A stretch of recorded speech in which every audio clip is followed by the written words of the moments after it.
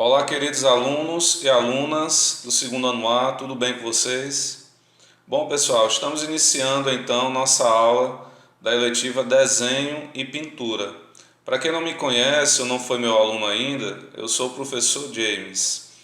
Bom, nessa aula estaremos aprendendo um pouco sobre a origem do vitral, que é uma produção artística importante na história da arte e que ainda se faz presente na nossa sociedade atual.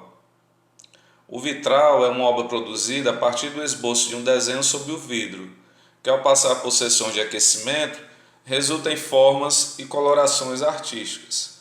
Sendo que a característica marcante do vitral, pessoal, é o efeito estético que ele produz, resultante da sua relação com a luz.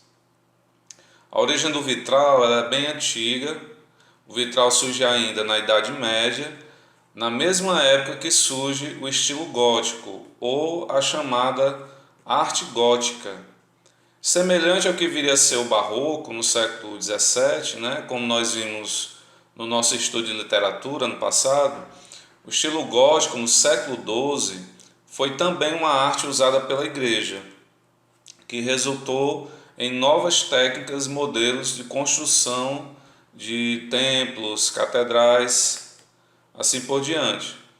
Bom, dentro desses templos, os vitrais vão surgir como os elementos de decoração, como elementos decorativos em forma de janelas coloridas, né, que podiam representar tanto desenhos geométricos como principalmente as imagens religiosas.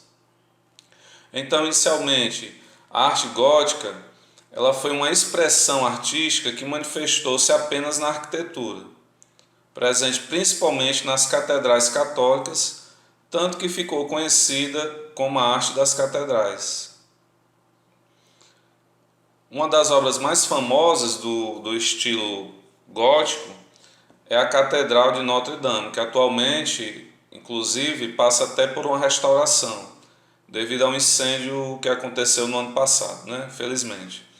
Então, uma construção bem conhecida da gente, que tem influência também desse estilo gótico, é a Catedral Metropolitana de Fortaleza. Então, quando comparamos essas duas construções, percebemos, por exemplo, a presença de um mesmo elemento, que são esses tipos de mandala chamadas de rosáceas, que simbolicamente, segundo alguns estudiosos, representariam a Virgem Maria, né? Bom, mas depois de um certo tempo, pessoal, o estilo gótico ele também passou a se expressar também na pintura, né? Inicialmente ele começa só como uma proposta de arte arquitetônica, né? da arquitetura, mas depois de um tempo ele começou a ser explorado também em outras linguagens artísticas. Então vamos analisar duas pinturas góticas do período medieval para entender melhor de que forma o estilo gótico influenciou ou mudou a pintura da época. Então, na pintura 1, nós temos um estilo gótico do século XIII, que ainda apresenta algumas características da pintura medieval, como a arte bizantina, por exemplo. Então, aqui nós vamos ter ainda predomínio, por exemplo, da temática religiosa, que era a principal temática da arte medieval, quando as obras serviam para retratar principalmente as figuras de Cristo e de Maria. Nós temos a claridade, reforçada pelos tons de dourado, né? E como evolução da técnica da pintura em relação aos estilos anteriores, nós vamos perceber agora nessa pintura gótica um maior realismo da pintura. Já na pintura 2, pessoal, nós temos uma obra do estilo gótico já do século XIV, que nessa fase já representa uma ruptura mais clara com os modelos do passado. Então, começando pela temática que não é religiosa, pois já expressa aqui a influência do pensamento humanista e reflete um fenômeno da época que foi a transição do pensamento teocêntrico, ou seja, Deus no centro, para o pensamento antropocêntrico, o homem no centro. Ou seja, enquanto antes a pintura medieval voltava-se apenas para o lado divino, para a temática divina, A partir dessa fase, as questões do homem terreno, né, do homem de carne e osso, passam a ser retratadas também na pintura. Então, nesse quadro aqui, nós temos um casal, né, em que a mulher aparentemente está grávida.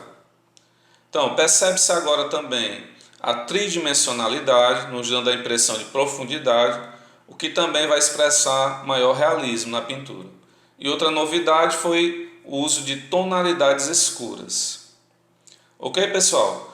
Voltando a falar do vitral, um aspecto interessante é que o vitral não tinha apenas uma função decorativa ou de iluminar o ambiente da catedral, mas, segundo alguns historiadores, havia uma simbologia temática expressa na seguinte ideia: à medida que a luminosidade externa atravessava os vitrais das catedrais, o interior desses ambientes sagrados era invadido pela luz de Cristo e de Nossa Senhora.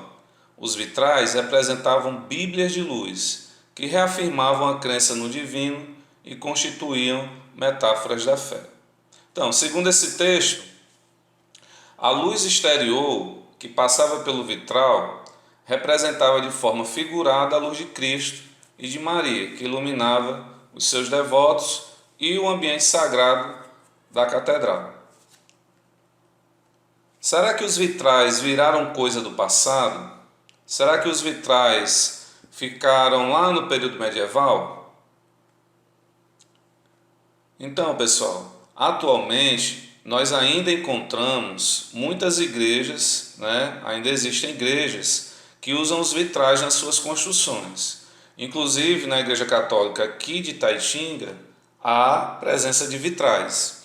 Mas os vitrais, hoje em dia, estão presentes também nas casas comuns, em modelos de janelas e portas, por exemplo, né?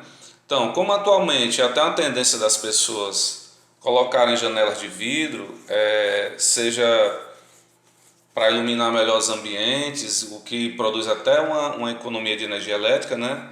Você pode simular vitrais usando, por exemplo, adesivos, como é o exemplo da figura 3, onde nós temos janelas de vidro, né, com adesivos que simulam vitrais. É isso, pessoal. Esse foi o nosso breve passeio pela arte do período medieval, pela arte gótica, aprendendo um pouco sobre a origem do vitral. Agora, quando você se deparar com o vitral, vai lembrar dessa aula e vai lembrar como essa arte surgiu. Na próxima aula teremos nossa atividade prática, em que trabalharemos o tema do vitral. Bons estudos e até a próxima aula. Tchau!